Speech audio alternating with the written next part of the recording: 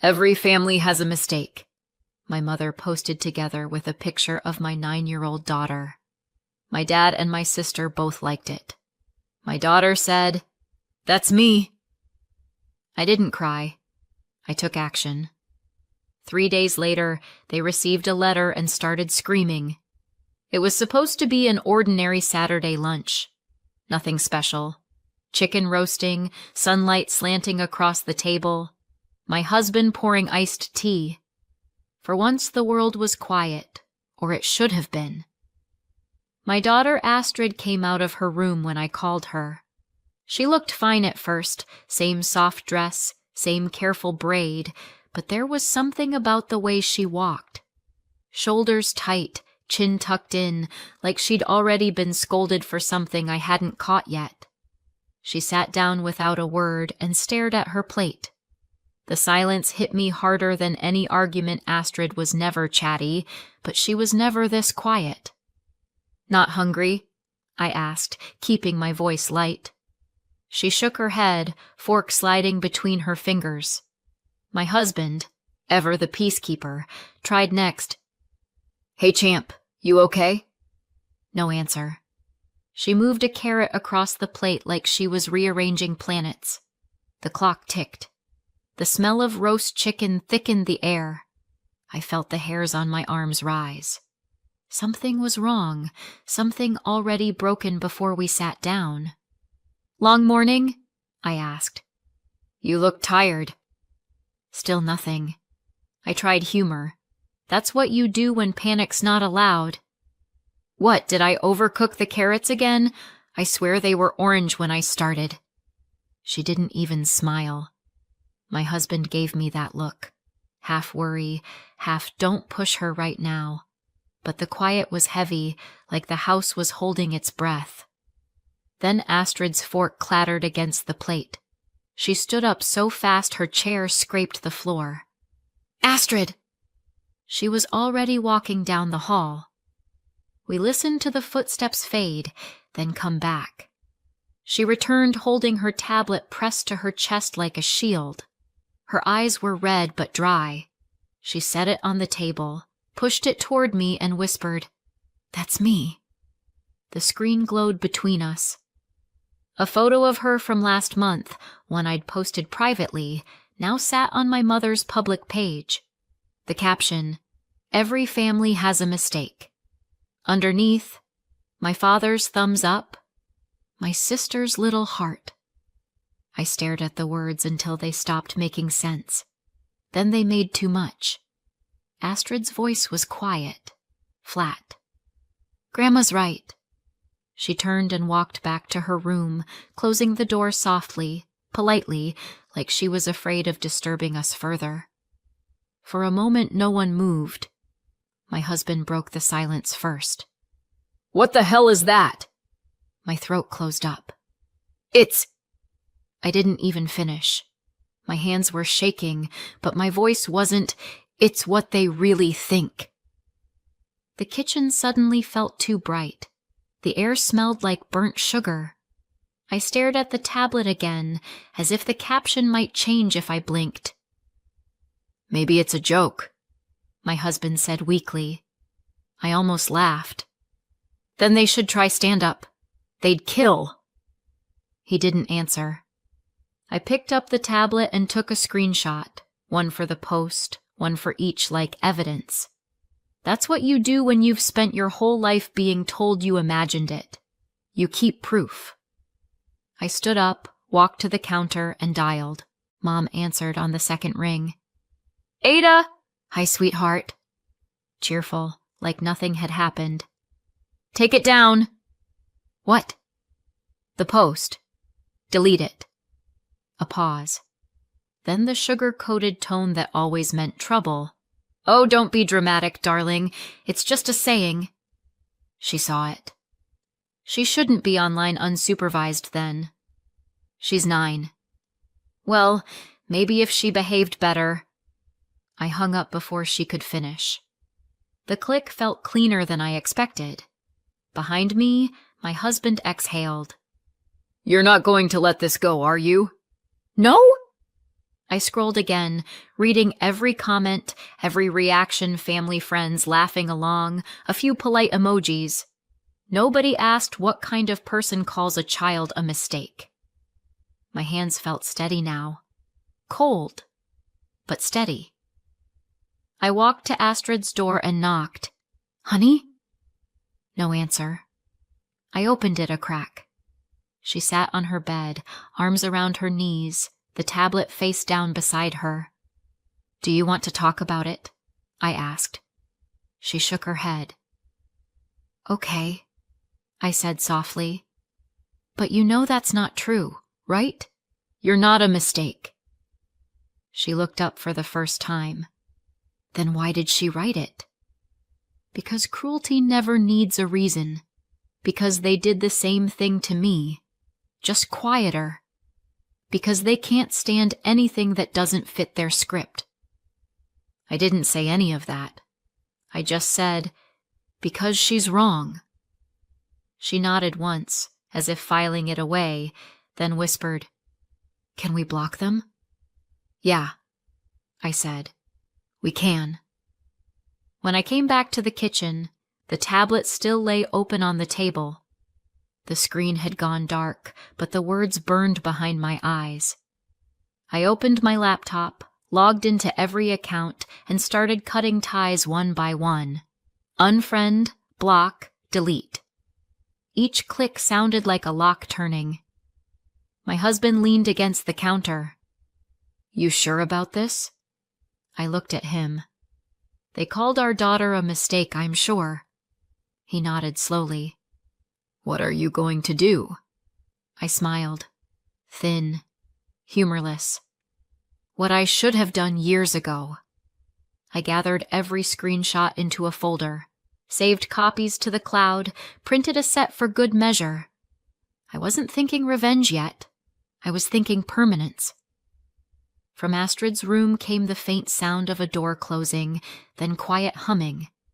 For a second, I almost cried. From relief, not sadness. She was still herself. Still here. I sat down at the table, looking at the blank space where her plate had been, and felt the old version of myself, obedient daughter, quiet peacemaker, slip away like a skin that never fit. The next version of me was already forming.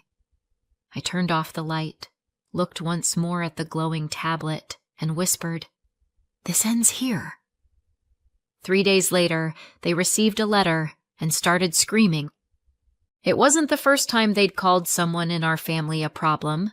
It just took me 35 years to realize that in our house, being different was the real crime. I grew up the middle child. Proof that birth order can be a curse. My brother was the golden boy, my sister the baby, and me? The phase. If I was sick, I was faking. If I was quiet, I was sulking.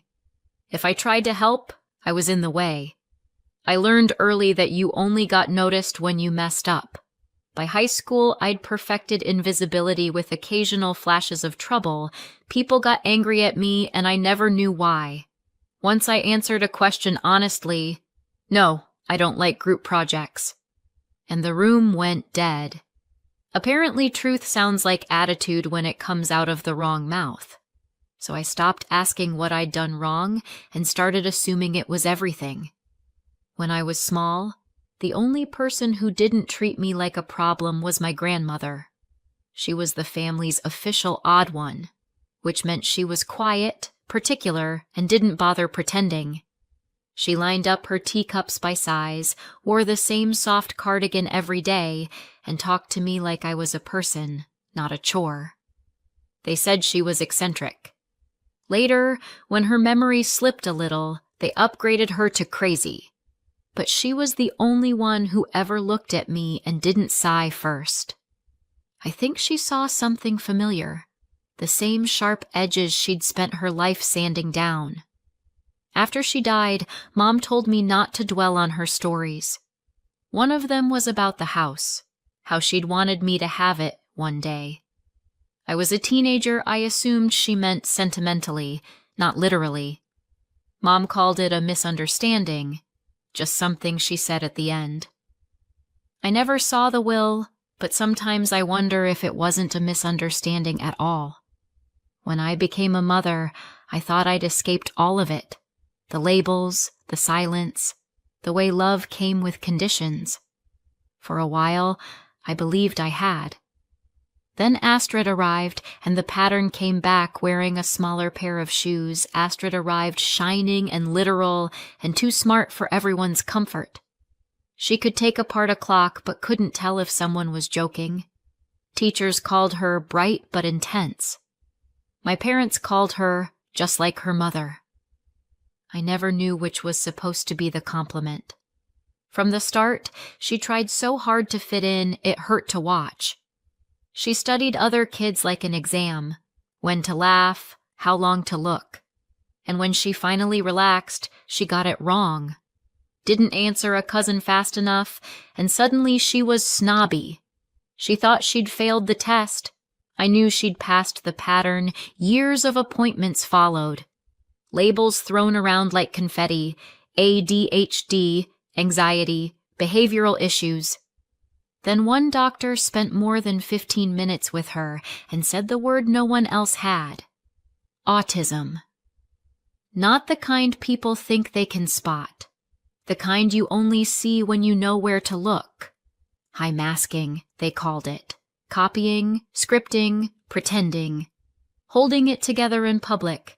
Collapsing in private, I felt relief first. Then guilt so sharp it made my throat burn. If someone had given that word to the child I used to be, maybe I'd have turned out less apologetic. I told my parents, expecting, God knows why, understanding Mom laughed. She talks fine, my sister said. Everyone's autistic now. Then they compared her to a boy they knew who was nonverbal. That's real autism. She just needs boundaries. I tried to explain masking. You can't see it because she hides it so you won't judge her. Mom waved a hand. She's not hiding anything. You're making excuses. After that, they started performing generosity. She's just spirited. She'll grow out of it. Every sentence another erasure. And when Astrid flinched at loud noises or refused scratchy clothes, they smirked like they'd caught her bluff.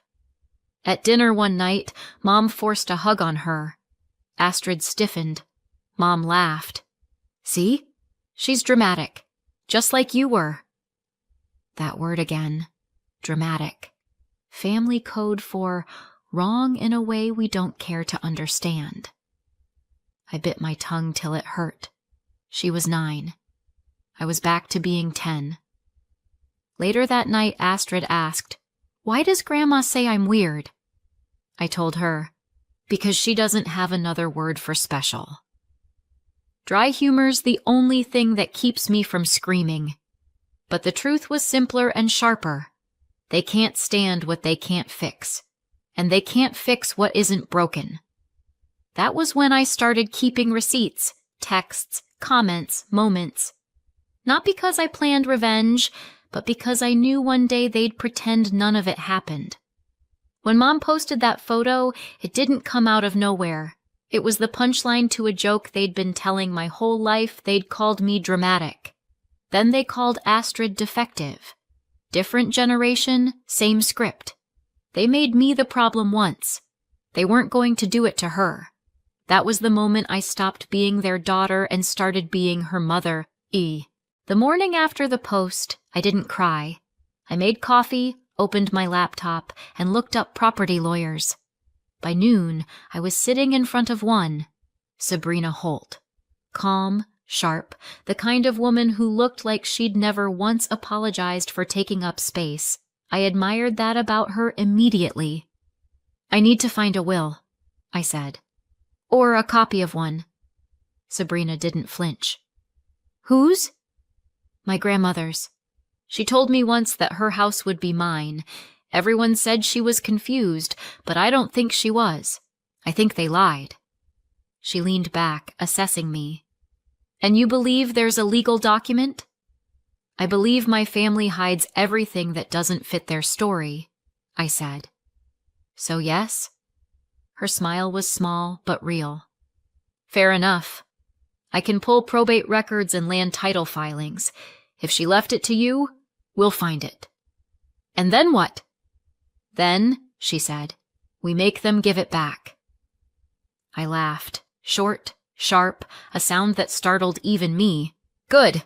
I'm done asking nicely. Waiting for her call was torture. I cleaned things that weren't dirty. I checked the kettle 4 times to make sure it was off. My hands wouldn't stop moving. Every time I sat down, I saw that post again, the photo, the caption, the likes. My parents' faces, smiling in public while I stared at the proof that they'd called my daughter broken. The house became an obsession. Not for the bricks or the walls or the stupid floral wallpaper, for what it meant. That was where everything had started. The birthdays, the shouting, the years of being told I was dramatic, and before that, it was where my grandmother had lived, quiet and strange and kind. They'd taken her house. They weren't going to take her voice too. I looked around my kitchen, small, rented, safe Astrid's drawings on the fridge. One of them was a house too. The phone rang. Sabrina didn't bother with small talk. You were right, she said. The will's on file. Your grandmother left the house to you outright. Your parents were temporary trustees until you turned 18. They never transferred the deed. I closed my eyes. Of course they didn't. It's a clear breach, she continued. We can file for possession immediately. Do you want me to start the claim? Yes. Once they're served, they'll have 30 days to respond. But given the wording, they don't have a chance. Good, I said. Let's give them the paperwork before they start rewriting history again. 3 days after the post, I sat in Sabrina's car outside my parents' house. She walked up the path with a thick envelope in one hand and the confidence of a woman who has never once been talked over at a dinner table. I stayed in the car, window cracked, fingers drumming against the steering wheel. The air smelled like cut grass and fury. The door opened. Mom answered. Still in her perfect makeup and pastel sweater, Sabrina handed her the letter. For a second, Mom just blinked. Then she read the first line, and her whole body changed. Shoulders back, lips tight, chin shaking with outrage, Dad appeared behind her, took the letter, scanned it. He started shouting before he finished the second paragraph. I couldn't hear the words, but I knew the rhythm. Accusation, denial, insult, victimhood. The family's greatest hits. Mom's eyes found me through the windshield. She looked like she was seeing a ghost. Maybe she was. The quiet, obedient version of me had died with that post 3 days ago. Sabrina came back to the car, face calm, papers in hand.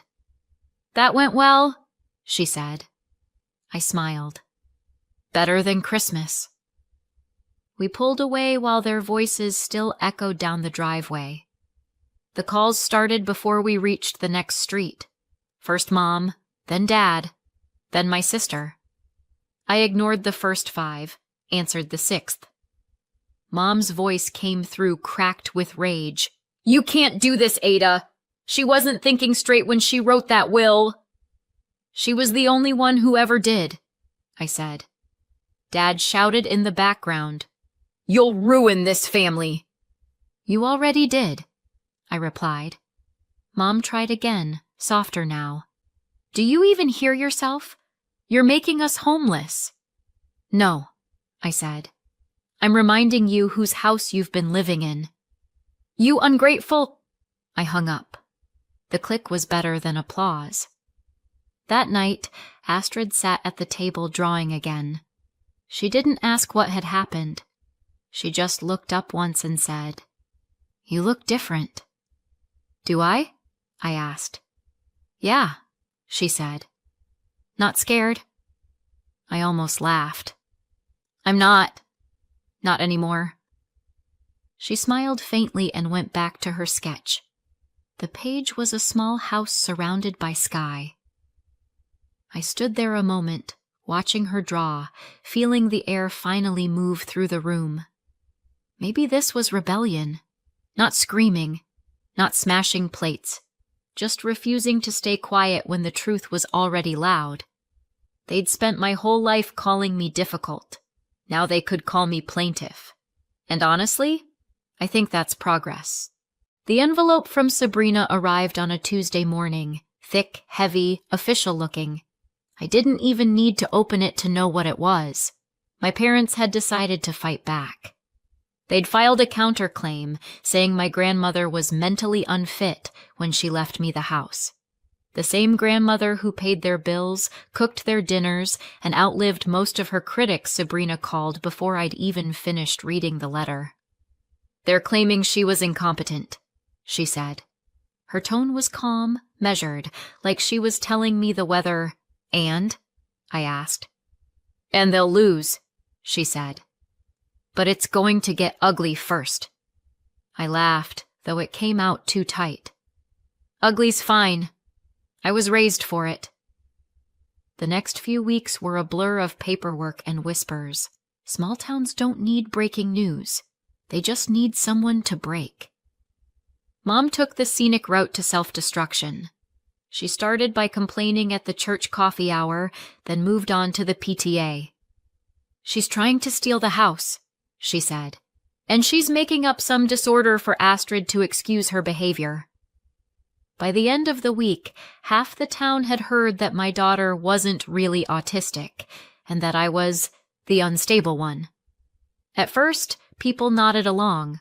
Some of them even meant well. I heard one parent say, "She talks fine. How bad can it be?" That's the problem with small towns. They'll hold a casserole fundraiser for you on Monday and gossip about you on Tuesday. Then I posted the truth. No long explanations. Just a copy of Astrid's official report, the screenshots of the post calling her a mistake, and a single caption, "This is what family looks like." I hit upload and closed my phone. By the time I checked again, it was on fire. Comments poured in. Teachers, parents, people I barely knew. One mother, whose son was nonverbal, wrote, "Autism looks different for everyone.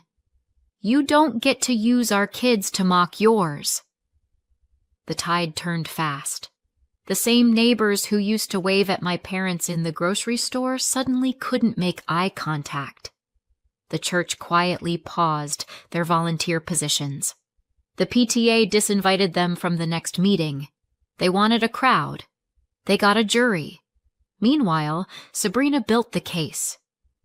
She worked like a surgeon, every detail sharp, every cut precise. My parents' lawyer leaned on the eccentric equals unstable argument.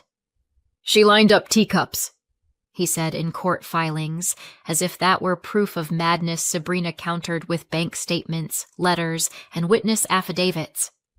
"She was meticulous," she said, "and if that's a crime, we're all guilty." Every time I saw the paperwork, my chest felt like it was burning and freezing at once. This wasn't just about property. It was about rewriting the story they'd used to bury her and me, and now Astrid. Sabrina prepped me for court like I was going into battle. Stay calm, don't engage, let the facts do it. I nodded, pretending calm. Inside, I was on fire. The courthouse smelled like dust and disinfectant. The benches were full. Neighbors, reporters, the curious, the hypocrites. My parents sat on the other side of the aisle. Mom in her pearls, Dad gripping his cane like a weapon. Their lawyer went first, repeating the same script. She wasn't stable. She arranged objects for hours. She couldn't make small talk. Sabrina stood up slowly, flipping through her folder. She balanced 3 bank accounts, managed her own taxes, and cared for 3 grandchildren. If eccentricity makes you unfit, half the county should lose their homes. Even the judge smiled. Just a flicker, but enough. Then Sabrina lowered the hammer. She wasn't crazy. She was autistic. There's a difference. And pretending otherwise is why this case exists. Mom's face went white. Dad's hand trembled. The judge didn't hesitate. Difference is not incompetence, he said. The will stands. The gavel dropped, sharp and final. Outside, the air felt different, thin and clean, like the first breath after a storm. They followed us out of the courthouse. Mom's voice cracked. You stole our home! I turned to her. It was never yours. Reporters caught it. The quote was in the local paper by evening. The next day, I walked into the grocery store and the woman at the bakery counter gave me a free muffin and a look that said, "Good for you." The world had shifted. Not much, but enough. Weeks later, I drove past the house. Moving trucks lined the driveway. Dad stood on the porch, staring at the ground. Mom barked orders that no one followed. Astrid sat beside me in the passenger seat, sketchbook on her lap. She glanced out the window. Is it really ours now? It always was, I said. She smiled, small but sure, and went back to her drawing. I watched her pencil move, steady, certain, and realized how long it had been since she looked nervous in her own skin, 3 generations they called broken. None of us were. The car idled, engine low and soft. I looked at the house one last time. They lost the house. We found our peace. So what do you think? Did I go too far or not far enough? Let me know in the comments, and subscribe for more.